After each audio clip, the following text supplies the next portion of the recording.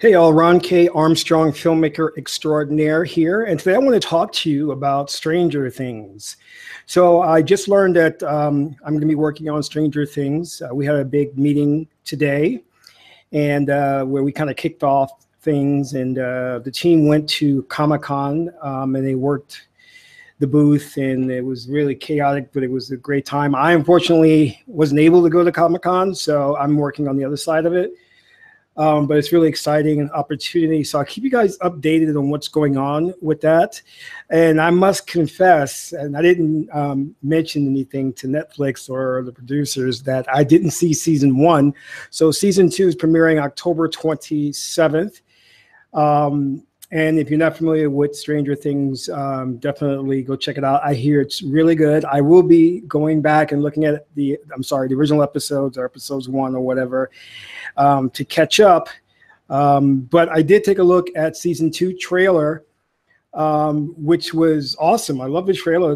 It's if you haven't seen that trailer, go to YouTube, check it out. It's a fantastic trailer. I kept playing it over and over again. And what it is the kids are in the arcade. The 80s style arcade, and they're playing this game called Dragon Slayer, which coincidentally, it was my favorite game when I was in high school. And it's a game that was kind of unique at the time because it wasn't using any of the computer technology at that time. Well, it was using computer technology, but not the traditional Space Invaders or Asteroids. It was using animation. And the idea was you play as Dragon Slayer, you have to kill a dragon, you save the princess, and it was really, really good game. So that's basically how the trailer starts out, but it gets really good because the kids, dress up as the Ghostbusters, and they have the Michael Jackson Thriller theme that's played over it. And it's really, really nice, well-edited trailer that gets you to want more and entices you to say entices you to go into that world and say, what's going on? I want to know what's happening here. So that's for season 2. Again, I will keep you guys informed about this. And, it was created by the Duffer Brothers, Matt and Ross. And it's a big hit. It's just, from what I understand, that everybody's who watches it loves it.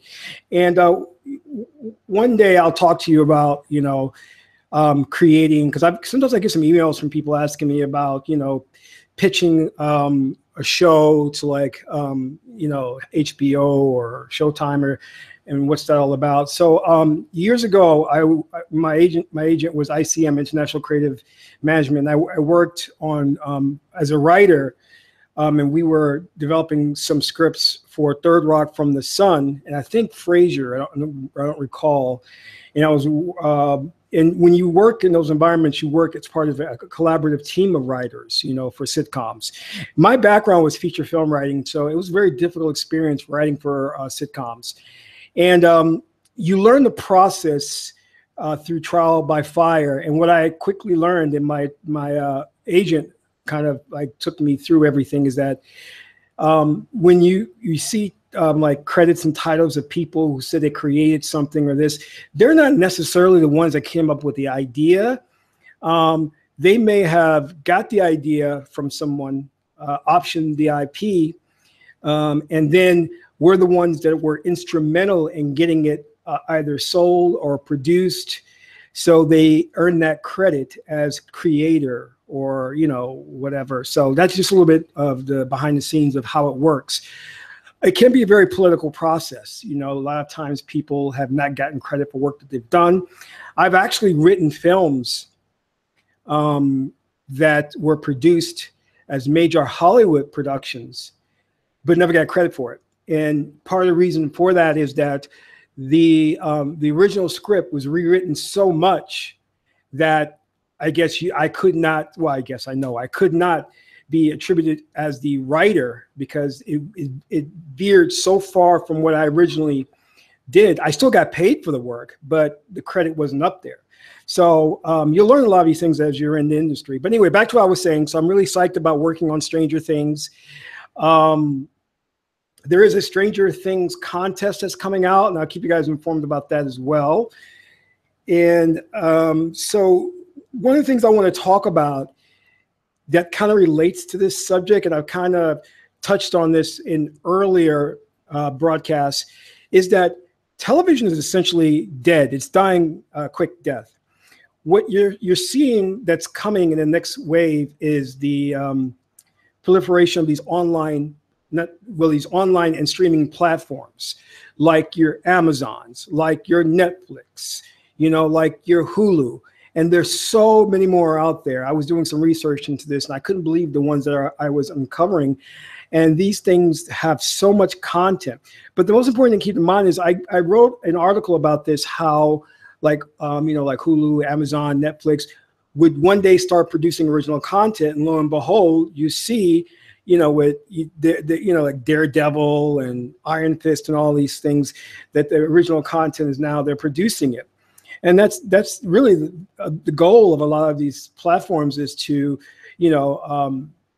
play Hollywood movies, stream them, and then produce their own content. So, but the thing I also said that actors and filmmakers need to be aware of is that the casting process and the hiring process for the production, I was concerned that it would mirror what Hollywood is doing in terms of how it stereotypes minorities and women, and how it doesn't really present anything new.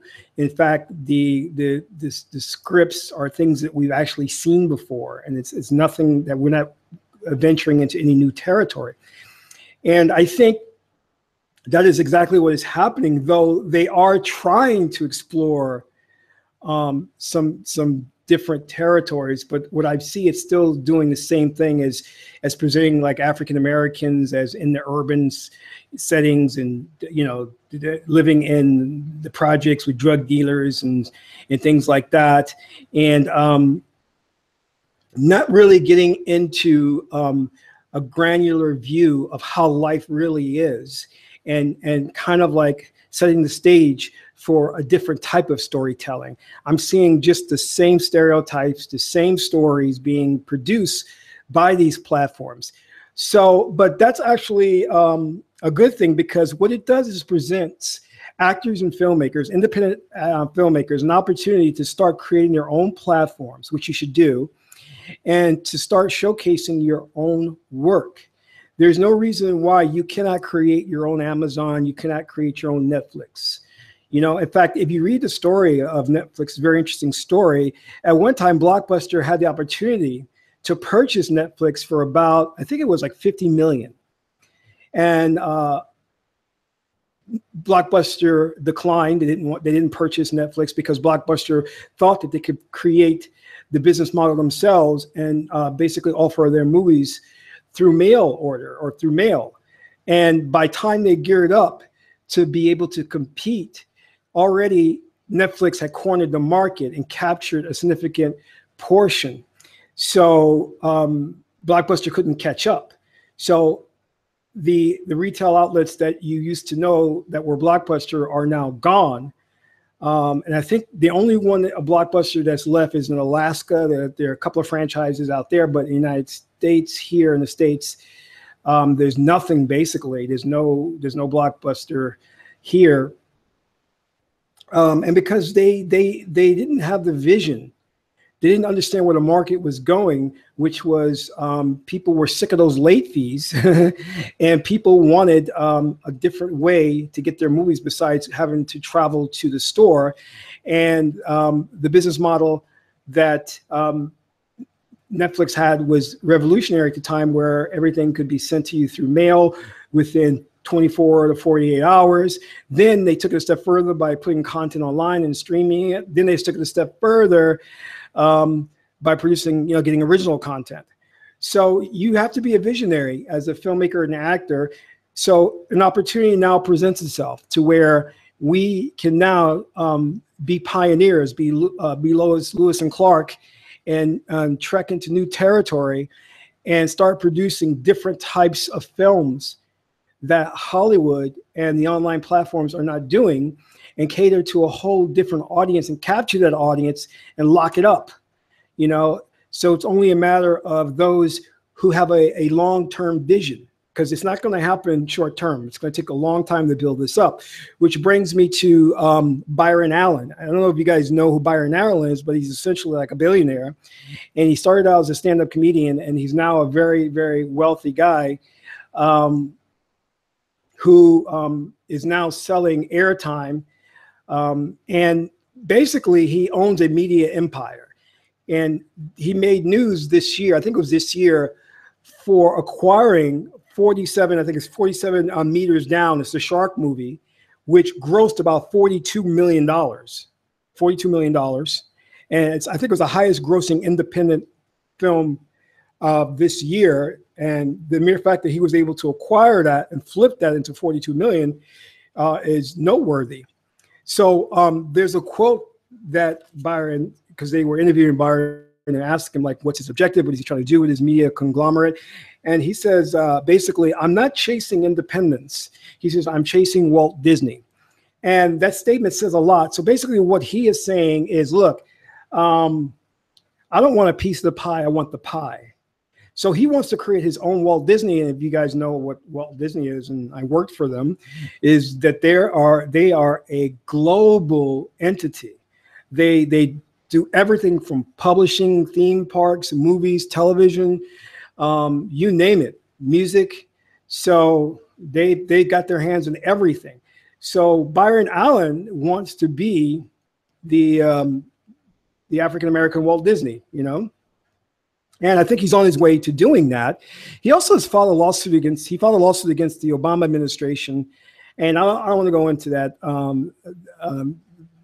due to, I believe it was like, you know, unfair monopoly. And you know what? I think I should make a video on that another time talking about that, because I think Byron Allen is, you know, is awesome for doing that, challenging the system, you know. But of course, you know, he might have his own interest at heart, but you can't deny the hard work he's put in to build his empire, and it's taken time. It wasn't overnight for him.